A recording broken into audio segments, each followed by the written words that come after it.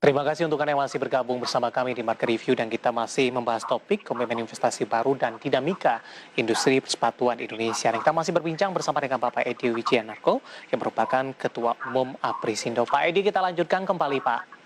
Iya. Ya, tadi sudah kita bahas kedatangan dari investasi baru di industri persepatuan.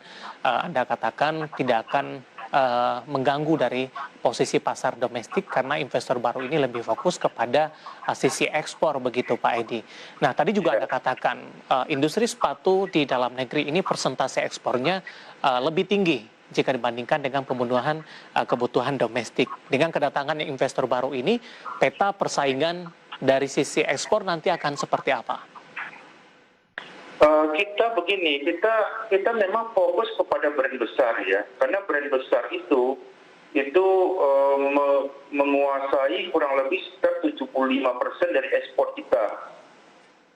Jadi kalau penambahan brand-brand besar ini masuk ke Indonesia, tentu pasti yang seperti saya katakan bahwa reputasi Indonesia itu terus akan meningkat. Apalagi kan usaha Presiden Jokowi kan dengan bisa menggolkan Omnibus Law itu kan merupakan satu daya tarik tersendiri untuk investor. Sehingga saya pikir ke depan memang selalu menjadi peta persaingan kita adalah China, kemudian Vietnam, kemudian memang ada juga beberapa negara Afrika juga sudah mulai muncul, kemudian ada India, ada Bangladesh, dan kemudian ada Kamboja, ada Myanmar, dan beberapa yang lain. Tetapi tiga besar yang sekarang akan menjadi tempat relokasi itu adalah Vietnam, Indonesia, dan India. Nah, ini kita bersaing dalam hal ini. Makanya dengan adanya beberapa penambahan investor baru, itu juga menunjukkan kepada beberapa investor lain yang awalnya ragu, mungkin bisa kembali mempertimbangkan bahwa Indonesia memang tempat yang terbaik untuk investasi mereka. Kalau kita lihat dari sisi regulasi dan terkait iklim usaha, Pak Edi, untuk industri persepatuan, bagaimana Anda melihat perkembangannya sampai sejauh ini? Begini, kalau di industri sepatu itu kan memang yang paling utama kan adalah pada karya ya.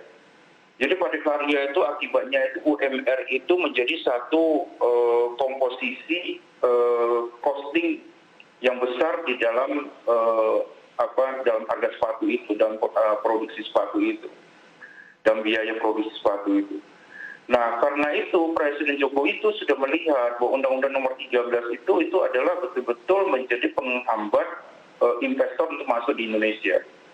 Karena itu maka pada tahun 2015 itu Presiden Jokowi itu mengeluarkan satu peraturan yang peraturan PP nomor 78 2015, di mana kenaikan UMR itu dipatok atau dibatasi dengan inflasi ditambah pertumbuhan ekonomi ya. Dan itu tentu menjadi satu daya tarik juga untuk investor, di mana mereka itu masuk Indonesia itu mempunyai satu jaminan bahwa kenaikan UMR itu mempunyai satu angka yang stabil gitu. Dan kemudian dengan adanya Omnibus Law ini juga mempunyai satu daya tarik yang baik. Makanya kan ESIC itu memutuskan bahwa Indonesia dipilih untuk masuk sebagai relokasi industri mereka. Baik, artinya ini para investor memandang positif begitu Pak ya, kondisi iklim di investasi di Indonesia, terutama untuk industri persepatuan begitu. Selanjutnya adalah, halo Pak Edi? Iya benar, saya kira memang demikian.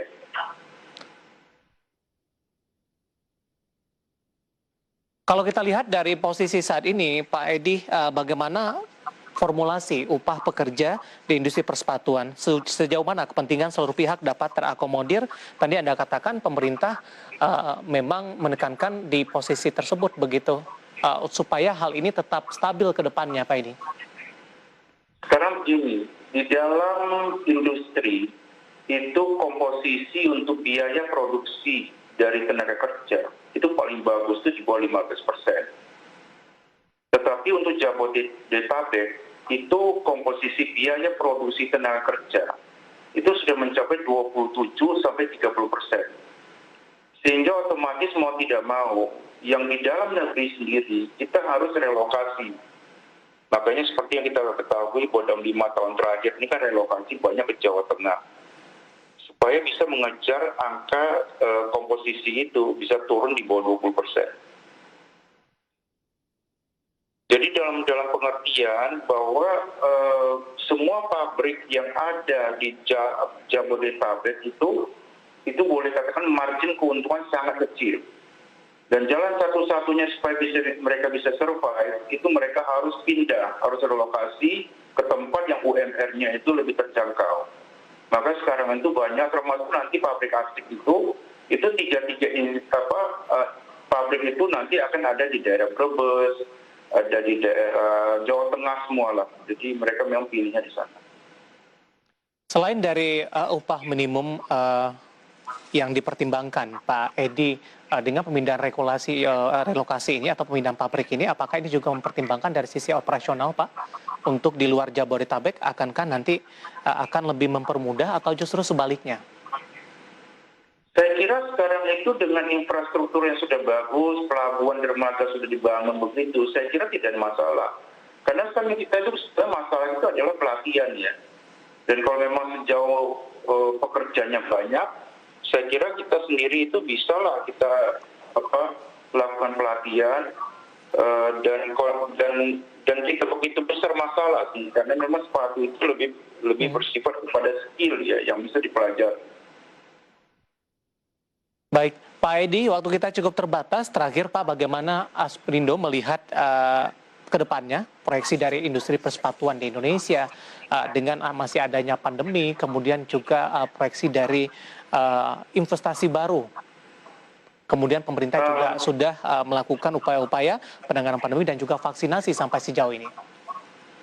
Ya, jadi harapan kita sebetulnya industri sepatu itu mau berkembang itu di Indonesia itu terbuka luas. Karena apa? Karena dengan 5 miliar US dollar yang kita ekspor, kita baru menguasai 4% dari market share dunia.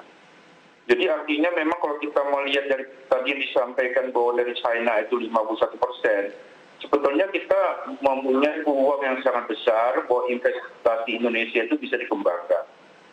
Mengenai pandemi, tentu kita melihat dari sisi domestik ya. Kalau memang itu vaksinnya itu sudah dijalankan, bahkan kemudian Presiden Jokowi mengatakan bisa vaksin 1 juta orang per bulan, tentu ini akan menambah semangat kita untuk bagaimana market domestik itu akan kita kembangkan, dan mungkin semangat pengusaha untuk produksi kembali ada.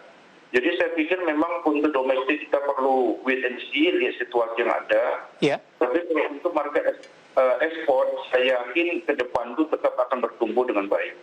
Baik, Pak Edi, terima kasih sudah bergabung bersama kami di Market Review, Pak. Semoga bisa menjadi referensi bagi pemirsa IDX Channel. Sehat selalu, Pak Edi. Baik.